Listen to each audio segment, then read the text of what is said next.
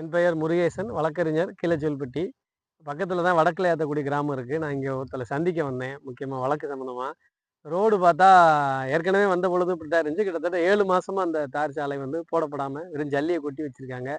ஒரு ஆபத்தான நிலையில இருக்கு. டூ வீலர்ல பிள்ளைக போறாங்க, பால் வண்டி, கிராமத்து ஆள்கள் எல்லாருமே விவசாயிகள். 2 பக்கமும் கால்வாய் வேற வெட்டி இருக்கு. பள்ளிக்கூடத்து பிள்ளைக இப்ப பள்ளிக்கூடம் இல்லாதனால பிரச்சனை இல்லாம இருக்கு. இப்ப திங்கட்கிழமை திறக்க போறாங்க. ஏற்கனவே இங்க பிள்ளைங்கலாம் தவறி விழுந்து சின்ன சின்ன காயத்தோட தப்பிச்சதாக ஊர்ல சொன்னாங்க. அதனால எவ்வளவு சீக்கிரம் இத வந்து தார் சாலைய செப்பனிட்டு குடுத்தா நல்லாருக்கும் அப்படின்னு இந்த நேரத்துல சொல்லிக்கிறேன்.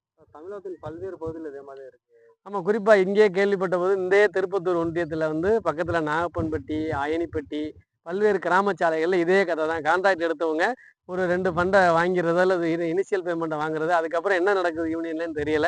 ஒட்டுமொத்தமா ஒவ்வொரு யூனியன்லயும் கமிஷனுக்காக வேலை நடக்குதா என்னன்னு தெரியல. நீண்ட கால போராட்டத்துக்கு பிறகு தான் தார் சாலைய முடிக்கிறாங்க, கம்ப்ளீட் பண்றாங்க. இதெல்லாம் எதுவும் சொல்ல வேண்டியது அது உள்ளாட்சி நிர்வாகம் இருந்துச்சுன்னா, இதுல இந்த குறைகள சரி பண்ணியிருப்பாங்க. இப்போ ஒன்றிய கவுன்சிலரா இங்க இருக்கிறவங்களோ, ஊராட்சி மன்ற தலைவர்கள் தேர்தல முறைப்படி நடத்தியிருந்தா கூட, இப்போ 1 மாதத்துக்குள்ள நடத்தியிருக்கலாம். கிட்டத்தட்ட 3 மாசத்துக்கு மேல ஆச்சு.